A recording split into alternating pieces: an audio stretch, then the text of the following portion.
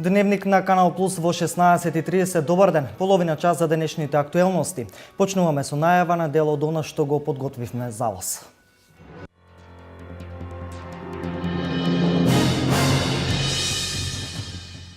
Започна изградбата на нов производствен капацитет во Штипската индустријска зона. Од јули годинава стартува со производство македонско-германска компанија. Стоп за насилството врз жените и девојките. Започна глобалната кампања која ќе трае до 10 декември. Во Штип ќе се формира институционален тим за помош на жртвите на насилство. СВР Штип расветли неколку тешки кражби и разбојништва. Сите осомничени се од Штип и добро познати на полицијата.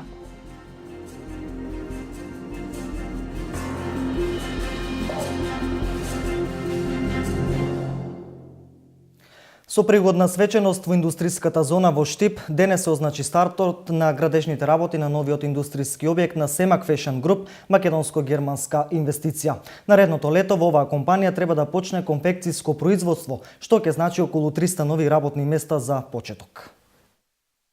Поставен камен темелникот на новата германска текстилна фабрика Семак Фешн во индустријската зона Запад во Штип. Компанијата Семак Фешн е фирма ќерка на фабриката Штена од Германија, најголем производител на женски кошули, која веќе 20 години работи во Македонија и има вработено на 1000 луѓе. Градежната парцела е на површина од 33.000 метри квадратни, од кои само погонот е на 5.000 метри квадратни и се планира да бидат вработени на 300 граѓани. Целата инвестиција е во вредност од 3 милиони евра. Wir sind Blusenspezialist in Deutschland, einer der größten Blusenspezialisten in Deutschland. Ние сме произведувачи на женски кошули, едни од најголемите произведувачи на женски кошули во Германија. Und wir beliefern in Europa 2500 Boutiquen und Fachgeschäfte. И испорачуваме во околу 2000 бутици и стручни продавници во Европа. Wir haben eigene Showroomer in London, in Frankreich, in Skandinavien, in der Schweiz, in Österreich. Значи имаме своји испостави подружници во Лондон, во Франција, во Швајцарија, во Австрија и така натаму. Selbst in Moskau gibt es ein Showroom von uns. Дури имаме и подружница во Москва. Секоја инвестиција во двете индустријски зони во Штип е од големо значење, бидејќи привлекува нови инвеститори, кои благодарение на поволните услови кои ги нуди општината, се одлучуваат производствените капацитети да ги отворат токму тука, истакна градоначалникот Захариев. Штип е еден град кој се развива на вистина со неверојатна брзина. Се радуваме на странските инвеститори, напред се и на домашните наши креативни бизнисмени. Да истакнем дека само пред 10 дена продадовме 3 плацеви за фабрики во Македонка и верувам дека и таму ќе имаме нови градби. Сакам да истакнем дека ние се радуваме кога доаѓаат инвеститори и помагаме максимално тоа да биде направено што поскоро, за да почнат да градат вакви фабрики. Мислам дека овој пример ќе го следат и други мултинационални компании кои ќе доаѓаат овде, ќе градат, а наша заедничка цел на бизнис заедницата и на општината е да нема невработени во нашиот град. И мислам дека во тоа ќе успееме. Новиот капацитет на Семак Фешн ќе го гради штипската фирма Актива и ќе биде завршен најдоцна во јули 2016 година. Исто така во индустријската зона Запад, фирмата Актива веќе купила парцела со површина од 10.000 метри квадратни, на кој ќе го гради вториот индустријски капацитет за производство на автобуси. Индустријската зона Запад се протега на должина од 4 километри покрај патот Радови Струмица. Одржана е последната работилница во рамки на проектот Мерки за заштита на река Брегалница од македонска и река Бистрица од бугарска страна. Преку овој проект во Делчево се регулира коритото на Брегалница во должина од 80 метри. Средствата се од ИПА програмата за прекугранична соработка помеѓу Македонија и Бугарија. Инфраструктурниот дел, значи имаме договор да биде завршен до месец февруари 2016, но градежните работи се во завршна фаза. Можеме да видиме во центарот на Делчево дека веќе привршуваат сите работи и се уредува кејот од двете страни на река Брегалница. Значи ќе искористам оваа прилика уште еднаш да повторам дека се работи за 102 метри должина регулација од двете страни на река Брегалница и истите активности се спроведуваат и во општина Благоевград, Република Бугарија, каде има акции на реката Бистрица со регулирање на дел од реката, со чистење на друг дел од реката и со поправка на старите и попуштени прагови, значи слични активности се со цел да го доловиме овој меѓуграничен ефект. Она што следи мапирањето, подготвивме една вежба во која што сакаме сите засегнати страни кои што се на оваа работилница да дадат свое видување кои се тие критични точки, каде баш се појавуваат поплави, каде е можно да се појават поплави. Нашата заедничка работа, мислам дека ќе подготвиме еден план кој што навистина ќе останат да кажеме еден дел каде што финанси до крај да се реализира планот и мислам дека доколку комплетно се реализира планот и се обезбедат финанси, дека можноста за поплави ќе биде сериозно намалена. Донацијата од 20.000 денари и помош за лекување на беровчанецот Зоран Војаковски наместо хуман стана политички настан на истокот. СДСМ Берово преку својот председател и прв човек на Советот на општината се надева на политички бенефит од ширење невистини за општинската помош кон Војаковски. Градоначалникот на Берово појаснува, првичното решение е поништено заради законски пречки. Средствата за лекување се веќе уплатени. Да запре злоупотребата на трагедијата која го задеси беровчанецот Зоран Војаковски, апелира градоначалникот на Берово Драгина Джински. Нечовечки е СДСМ да гради политички рейтинг во ситуација кога сите треба да ја покажеме хуманоста кон Зоки и да му помогнеме да обезбеди средства за лекување. Општина Берово помага во рамки пропишани со постоечките закони и ќе продолжи да помага секому без кршење на законот и општинскиот статут. Поништување на одлуката на Советот на општина Берово од страна на градоначалникот е резултат на почитување на правните одредби и законитоста во работењето на општинската администрација, вели градоначалникот на Джински.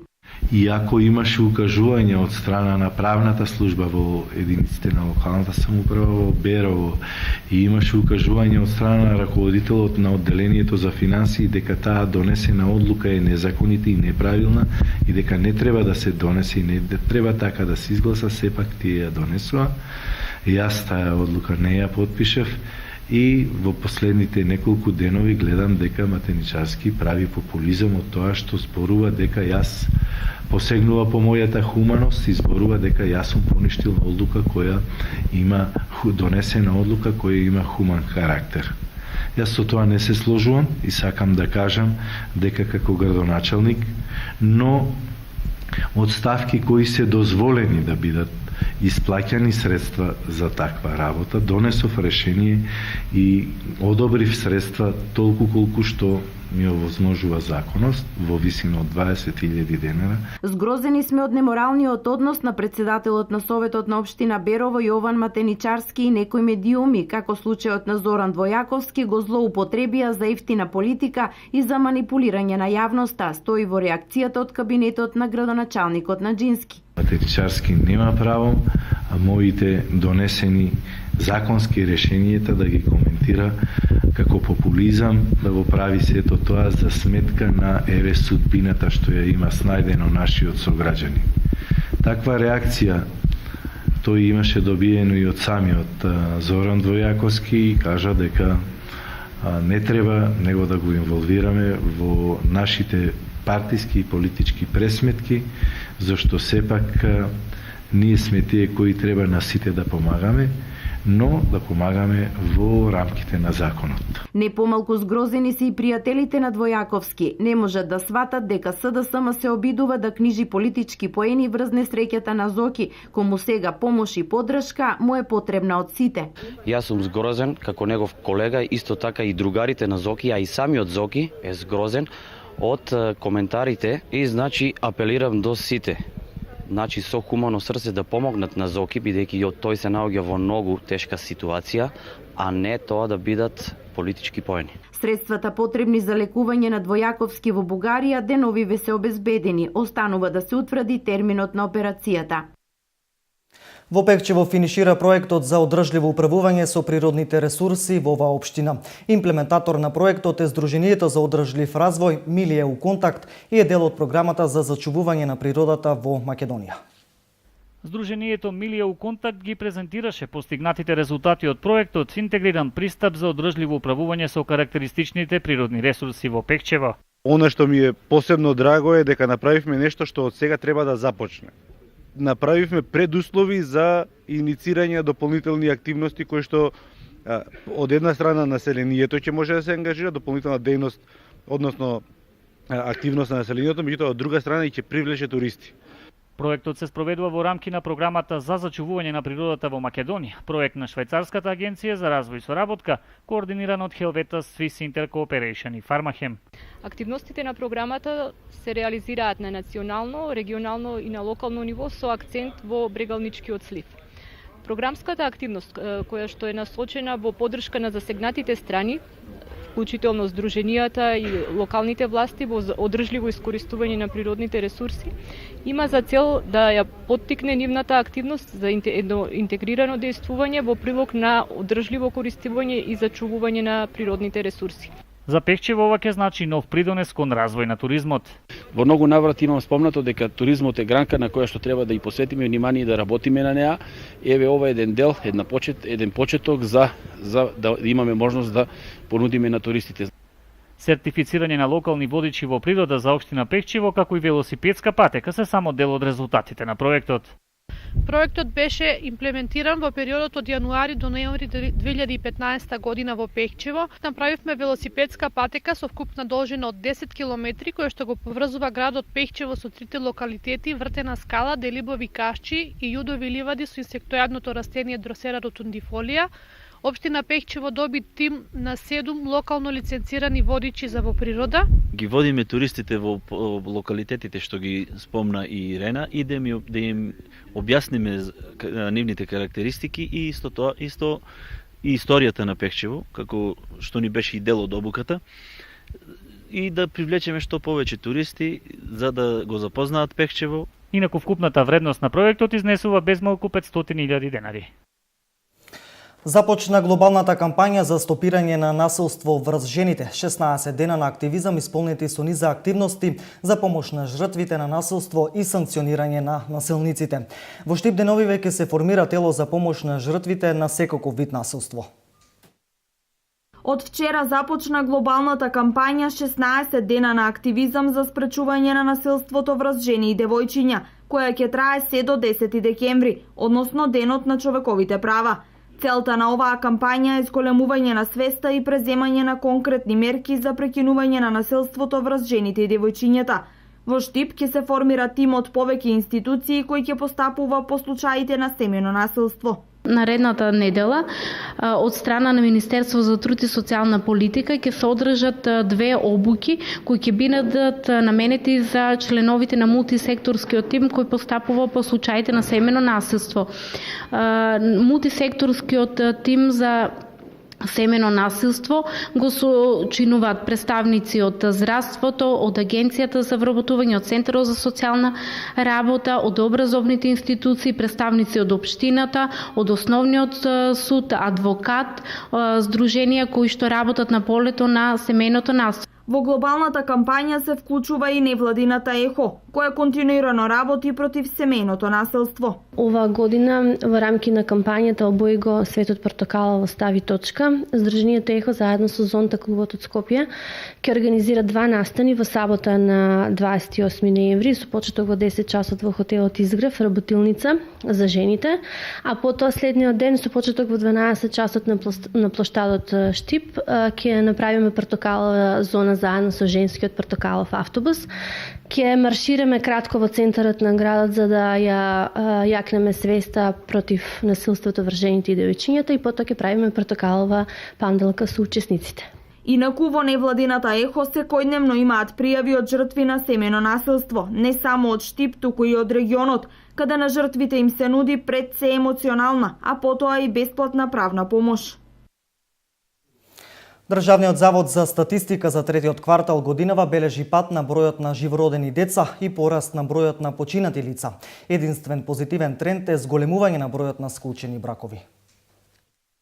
Државниот завод за статистика за третиот квартал годинава бележи пат на бројот на живородени деца и пораст на бројот на починатите лица, споредено со истиот период лани.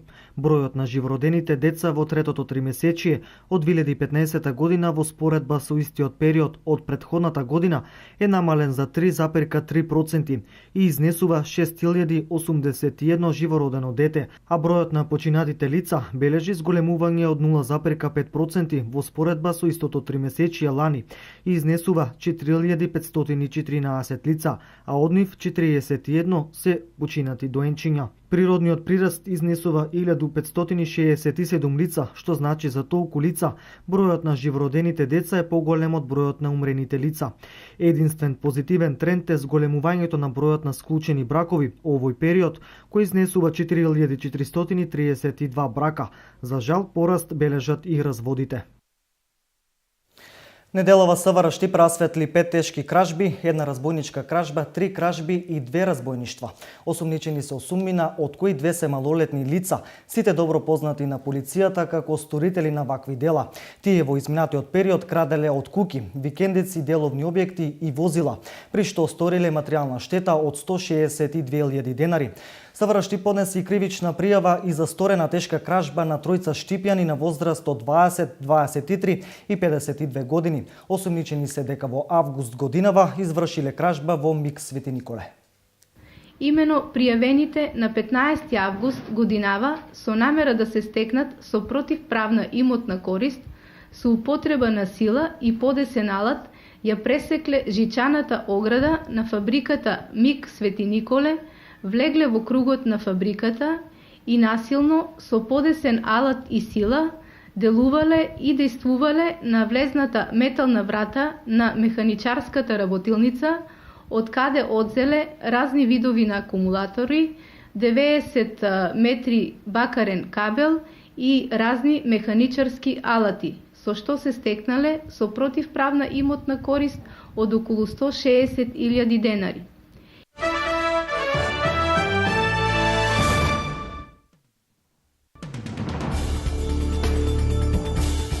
Јас лично дадов наредба за соборување на рускиот авион. Тоа го рече турскиот премиер Ахмед Давитоглу пред членовите на неговата партија во Анкара. Според него рускиот авион го нарушил турскиот воздушен простор. Давитоглу соопшти дека контролниот центар само за 5 минути 10 пати го предупределе авионот. Германскиот канцелар Ангела Меркел изјави дека ќе разгледа како нејзината земја ќе може да стори повеќе за поддршка на борбата против екстремистичката група Исламска држава по терористичките напади во Париз, во кои загинаа 130 луѓе.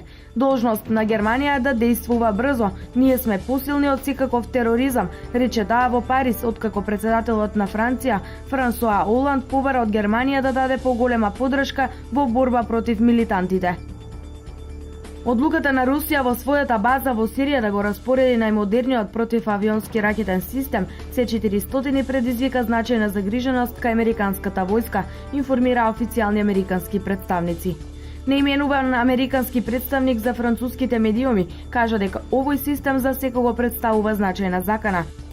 С-400 има дострел од околу 400 километри, што значи дека може да продре длабоко на турската територија или може да представува и потенцијална закана за авионите од коалицијата предводена од САД.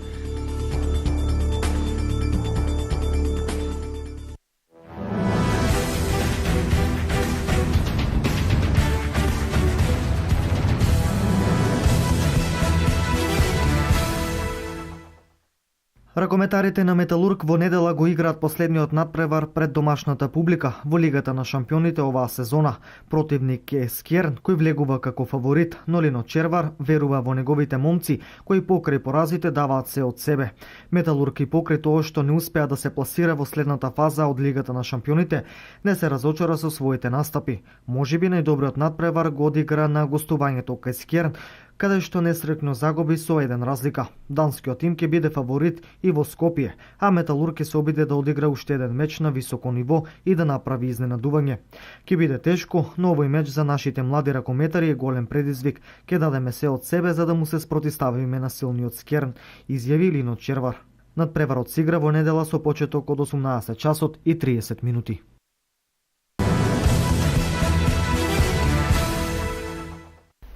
Со пораз и победа се вратија од гостувањата изминатата недела кај тимовите на Вардар и Феникс.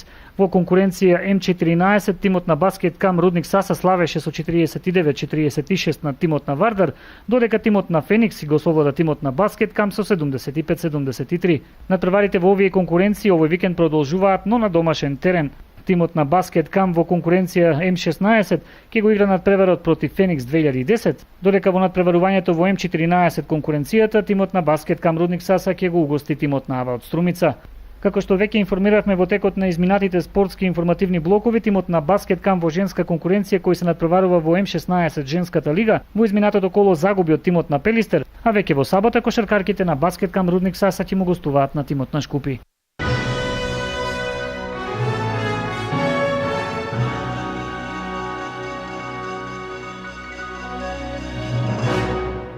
Ова е се во првото издание на Дневникот на Канал Плюс, второто издание во 20 часот. Пријатно попладне.